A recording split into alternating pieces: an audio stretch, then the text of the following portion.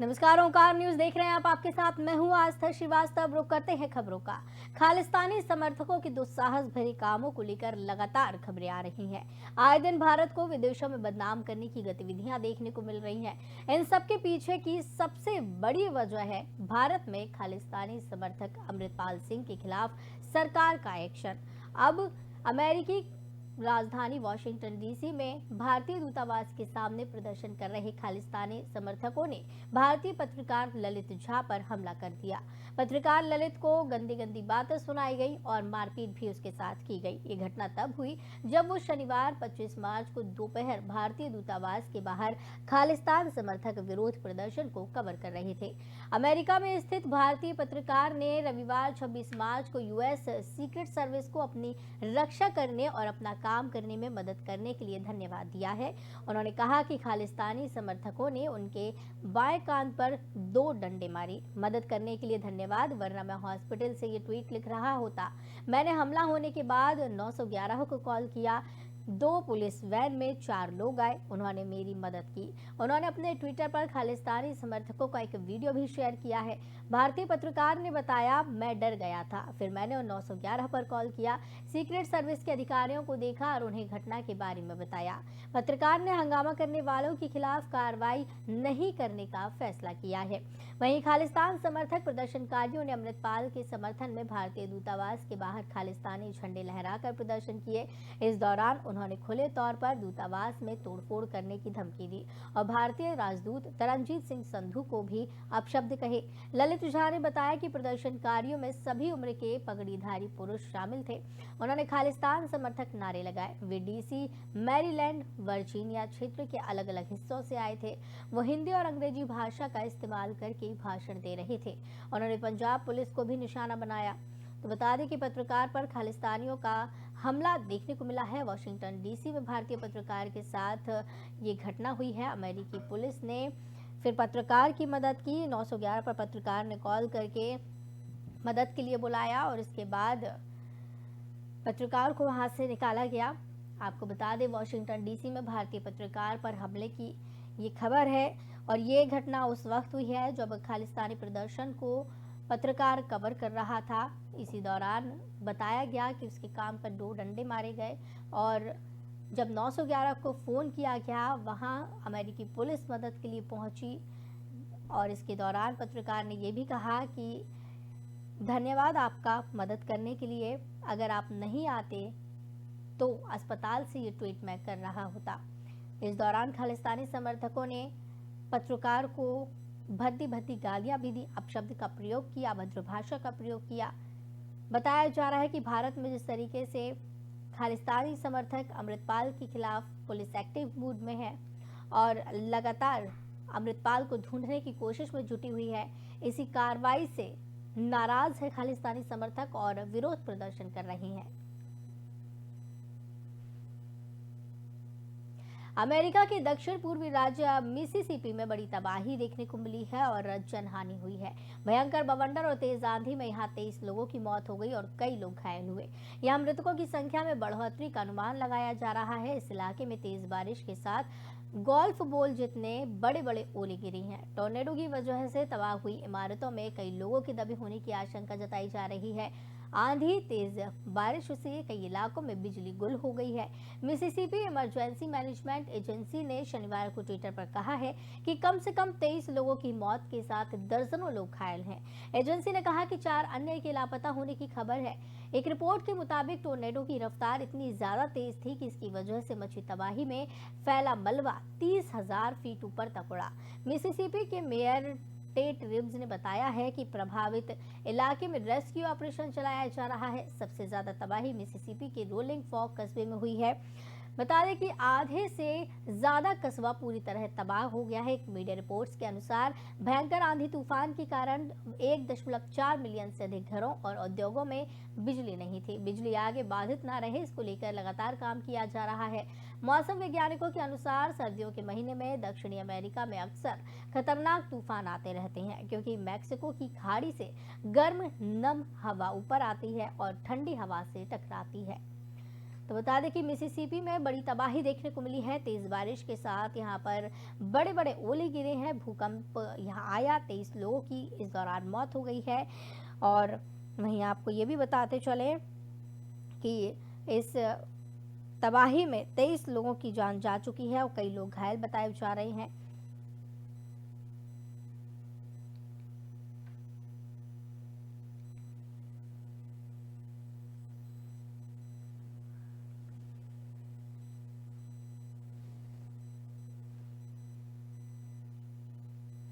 तो फरीदाबाद के पलवल में केंद्रीय भारी उद्योग और ऊर्जा राज्य मंत्री कृष्णपाल गुर्जर ने खादर क्षेत्र के गांव रहीमपुर में 2 करोड़ 75 लाख रुपए की लागत से रहीमपुर से सुल्तानपुर और अजीजाबाद से चब्बर नंगला तक मार्केट कमेटी सड़क के निर्माण कार्य का शिलान्यास किया है। साथ ही राहुल गांधी की सदस्यता रद्द होने पर कांग्रेस पार्टी पर निशाना साधते हुए केंद्रीय राज्य मंत्री ने कहा कि पीएम मोदी कांग्रेस को हजम नहीं कर पा रही है और राहुल गांधी उंगली कटाकर शहीद होना चाहते हैं, लेकिन जनता उन्हें स्वीकार नहीं करेगी। इस दौरान विधायक दीपक मंगला भी मौजूद रहे। तो बता दें कि केंद्रीय मंत्री ने ओवरब्रिज का शिलान्यास किया है। इसी दौरान कांग्रेस पर उन्होंने जमकर निशाना साधा है और साथ ही साथ राहुल गांधी उंगली कटाकर शहीद होना चाहते हैं, ऐसे बयान यहां पर दिए हैं। तो बता दें कि ओवरब्रिज का शिलान्यास करने के लिए यहां पर केंद्रीय मंत्री पहुंचे थे। फरीदाबाद के पलवल में केंद्रीय उद्योग और ऊर्जा राज्य मंत्री कृष्णपाल गुर्जर पहुंचे थे।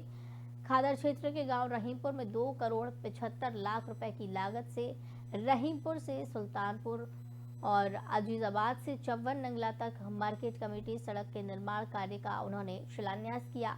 इसी के साथ राहुल गांधी की सदस्यता रद्द होने पर उनसे सवाल पूछे गए तो उन्होंने कांग्रेस पार्टी पर जमकर निशाना साधा। उन्होंने कहा कि पीएम मोदी कांग्रेस को हजम नहीं हो रही है और राहुल गांधी उंगली कटाकर शहीद होना चाहते हैं और जनता राहुल गांधी को जो है स्वीकार करने को तैयार नहीं है। इस दौरान विधायक दीपक मंगला भी उनके साथ मौजूद रहे। कांग्रेस पार्टी पर जमकर निशाना इस दौरान साधा गया। आपको बता दें कि सूरत की सेशन कोर्ट ने राहुल गांधी को 2 साल की सजा दी। उसके बाद राहुल गांधी की लोकसभा की सदस्यता रद्द कर दी गई। राहुल गांधी वायनाड से सांसद थे और वहां से प्रतिनिधित्व वो कर रहे थे। वहीं उसके बाद राहुल गांधी ने एक प्रेस कॉन्फ्रेंस को संबोधित किया, जहां पर उन्होंने बीजेपी पर जमकर निशाना साधा और आरोप लगाया कि उन्हें बोलने नहीं दिया जाता है। साथ ही उन्होंने ये भी कहा कि वो जनता की आवाज उठाते रहेंगे। वहीं आपको ये भी बता दें कि केंद्रीय मंत्री ने ओवरब्रिज का जब शिलान्यास किया, उसी दौरान राहुल गांधी पर जमकर निशाना साधा।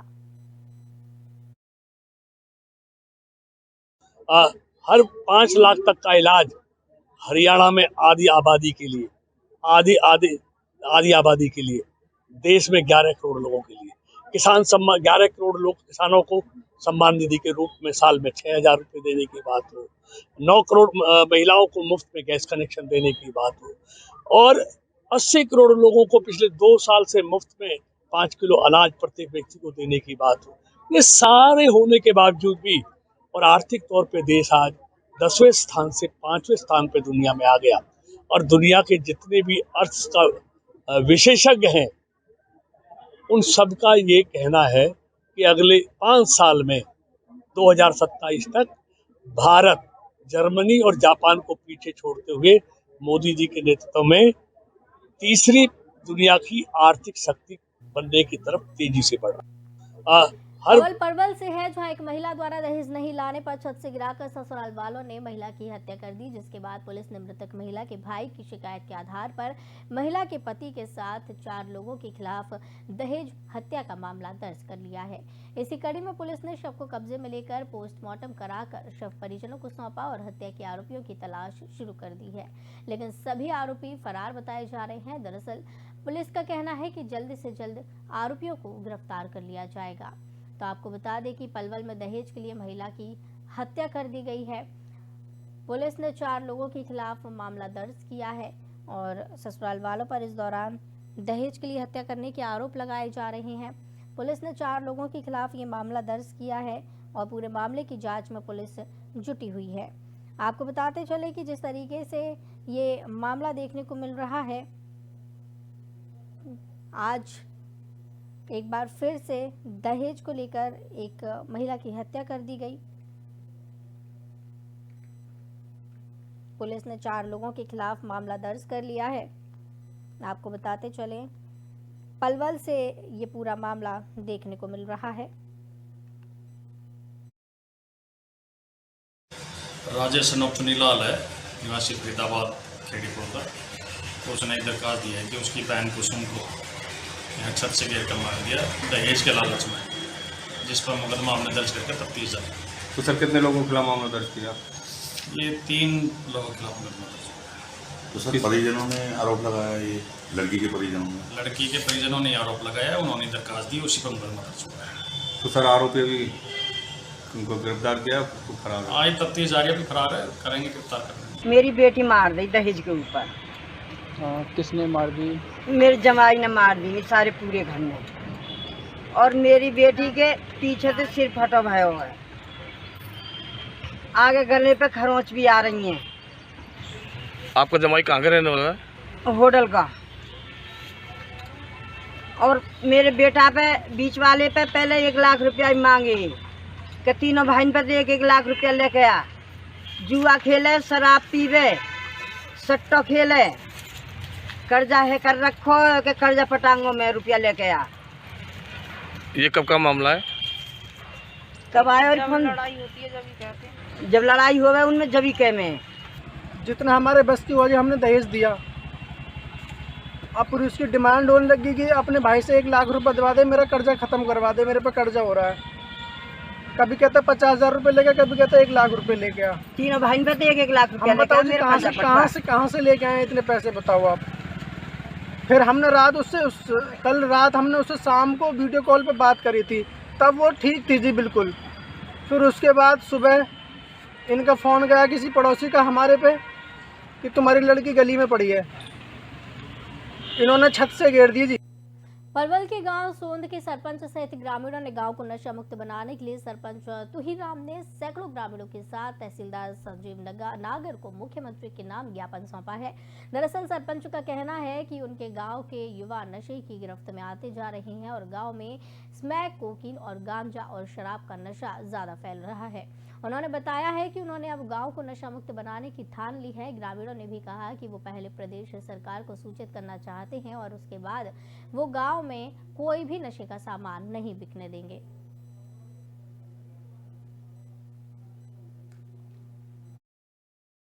देखो, गांव सोन के काफ़ी सारे लोग, मौजूद लोग सरपंच के साथ यहाँ आए और उन्होंने ज्ञापन दिया है माननीय मुख्यमंत्री जी के नाम कि गांव में नशाखोरी है, यहाँ ठेके खुल रहे हैं, नाम्स के खिलाफ है। और इसके अलावा उनका ये व्यू था कि गांव को नशा मुक्त किया जाए। इस अभियान के तहत वो ज्ञापन सरकार के नाम लेके आए, जिसको कि मैंने आगे फॉरवर्ड कर दिया। तो इस ज्ञापन को मुख्यमंत्री तक पहुंचाया जाएगा? बिल्कुल पहुँचाया जाएगा। डीएम साहब के माध्यम से डीएम साहब और सरकार को अवगत कराया। सरकार से अवैध शराब, सुल्फा और स्मैक के मामले बढ़ते जा रहे हैं, युवा उनकी गिरफ्त में आते जा रहे हैं और हम चाहते हैं कि ये जो अवैध तरीका से शराब बिक रही है, अवैध ठेके खुले हुए हैं, अवैध स्मैक बिक रही है, ये पूर्णतः बंद हो जाए गांव में, ताकि युवा इनसे बच सकें। देखो, गांव पलवल शहर थाना क्षेत्र अंतर्गत घर में घुसकर एक नाबालिग लड़की से मारपीट कर जबरन दुष्कर्म करने के मामले में फास्ट ट्रैक कोर्ट ने आरोपी को 22 साल के कारावास की सजा सुनाई है। बता दें, साल 2021 में दर्ज इस मामले का फैसला न्यायाधीश महेश कुमार की अदालत से किया गया।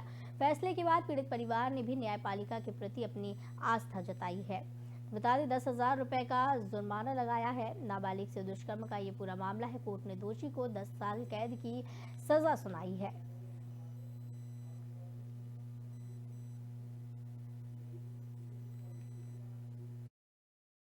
ऐसा मामला था सर, ये 26 मई 2021 को पलवल सिटी में मुकदमा दर्ज हुआ था पोक्सो धारा के तहत। उसमें जल्दी से जल्दी इन्वेस्टिगेशन करके चालान माननीय न्यायालय में दिया गया। Fast track court Shri Mahesh Kumar ASJ Palwal के द्वारा जल्दी से जल्दी ट्रायल करके आरोपी को 22 साल की सजा सुनाई है, जिसमें 20,000 रुपये का जुर्माना।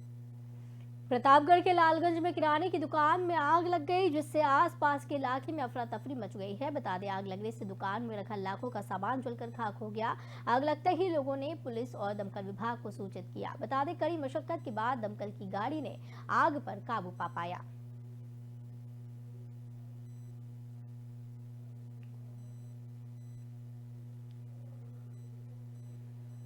योगी सरकार की दूसरी पारी के 1 साल पूरे होने पर जिला मुख्यालय राजनगर पर स्वतंत्र प्रभार राज्य मंत्री आसिफ अरुण ने सरकार की उपलब्धियां गिनाई। राज्य मंत्री ने कहा, गाजियाबाद में बेहतर कानून व्यवस्था को लागू करने के लिए कमिश्नरी प्रणाली लागू की गई है, जिससे सुरक्षा व्यवस्था को मजबूत किया जाए और महिलाओं को सुरक्षित माहौल देने पर विशेष ध्यान दिया जा रहा है। इसके अलावा गाजियाबाद में साहिबाबाद विधानसभा एक बड़ी विधानसभा है, जहां सरकारी अस्पताल की लंबे समय से मांग उठाई जा रही है, जिसका प्रस्ताव शासन को प्रस्तावित है। तो वहीं कई सीएचसी भी खोली गई हैं, जिससे स्वास्थ्य व्यवस्था को बेहतर किया जाए।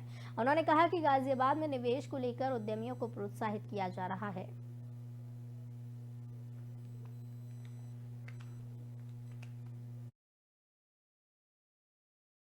थाने खोले जा रहे हैं, चौकियां भी खोली जा रही है और साथ साथ पुलिस की गाड़ियां संसाधन बढ़ाए जा रहे हैं। गाजियाबाद में चीजों को मजबूत करने के लिए पुलिस कमिश्नर प्रणाली शुरू की गई। जब से कमिश्नर प्रणाली आई तो अधिकारी भी नए तैनात हुए और अजय मिश्रा जी जैसे ईमानदार कर्मठ अधिकारी को नियुक्त किया गया। करीब 1000 पुलिसकर्मी और नए नियुक्त किए गए हैं, वाहन नए दिए गए हैं, कार्यालय के लिए स्थान दिया गया है। कमिश्नरेट को स्थापित करने का कार्य तेजी से चला है और आगे इसमें थाने खोले जा रहे हैं। योगी सरकार के 1 साल पूरे होने पर आज सिद्धार्थनगर में जिले के प्रभारी मंत्री ए.के. शर्मा ने प्रेस कॉन्फ्रेंस की और यूपी सरकार के 1 साल की उपलब्धियों को बताया। साथ ही प्रभारी मंत्री ए.के. शर्मा ने मुख्य विपक्षी पार्टी समाजवादी पार्टी पर जमकर हमला बोला। उन्होंने कहा कि यूपी की जो पहले की छवि थी, जो अखिलेश यादव के समय की छवि गुंडागर्दी और कट्टा बंदूक वाली थी, लूट खसोट वाली थी। साथ ही कहा कि आज जो उनकी पार्टी की सरकार को जनता ने 4 बार यूपी में सरकार बनाई, उन्हें पछतावा हो रहा है कि इस तरह का विकास नहीं कर सके, इसलिए वो प्रदेश सरकार पर इस तरह की बात करते हैं। तो बता दें कि प्रभारी मंत्री ए.के. शर्मा ने प्रेस कॉन्फ्रेंस की और इस दौरान योगी सरकार के 1 साल पूरे होने पर सरकार की उपलब्धियां गिनवाई हैं। सरकार की उपलब्धियां गिनाते हुए उन्होंने योगी सरकार पर जमकर निशाना साधा है। तो वहीं उन्होंने कहा कि वो 4 बार सरकार बनाई, लेकिन उन्होंने किसी भी प्रकार की उपलब्धि को हासिल नहीं किया। इसी वजह से अब वो अखिलेश यादव योगी सरकार पर निशाना साधते हैं। प्रभारी मंत्री ए.के. शर्मा ने प्रेस कॉन्फ्रेंस का आयोजन किया है और इस दौरान अखिलेश यादव पर निशाना साधा। उन्होंने कहा कि अखिलेश यादव के समय की छवि जो है गुंडागर्दी वाली थी, कट्टा बंदूक वाली थी, लूट खसोट वाली थी, लेकिन जैसे ही बीजेपी सरकार आई है, इन सभी चीज़ों में बदलाव हुआ है। उत्तर प्रदेश विकास कर रहा है। साथ ही उन्होंने कहा कि उनकी पार्टी समाजवादी पार्टी से काफ़ी बेहतर है। समाजवादी पार्टी की सरकार को जनता ने 4 बार यूपी में सरकार बनाई है, जनता ने 4 बार चुना है। उन्हें पछतावा हो रहा है कि वो इस तरह का विकास नहीं कर पाए, इसलिए वो प्रदेश सरकार पर, योगी सरकार पर निशाना साधते हैं। तो हर क्षेत्र में उत्तर प्रदेश ने अपनी जो पहली की छवि थी, जो माननीय अखिलेश जी के शासन की जो छवि थी, हमारे राज्य की गुंडागर्दी वाली छवि थी, कट्टा और बंदूक वाली छवि थी, छुरा चाकू वाली छवि थी, लूट खसोट वाली छवि थी, महिलाओं के ऊपर अत्याचार बलात्कार वाली जो छवि थी हमारी, उसकी जगह आज एक शांत, सुशासित, समृद्ध और अच्छे राह पे चलने वाले राज्य की छवि बनी है। अखिलेश जी को मैं याद दिलाना चाहूँगा कि उनके पार्टी की सरकार राज्य में 4 बार शासन की है, कई बार शासन की है। एक बार उन्होंने स्वयं भी संपूर्ण 5 वर्ष का शासन किया है। उनको रह रह के बीच बीच में पछतावे होते हैं कि जो योगी जी कर रहे हैं, उन्होंने अपने शासनकाल में क्यों नहीं किया। तो इस बुलेटिन में फिलहाल इतना ही। मुझे दीजिए इजाजत। नमस्कार।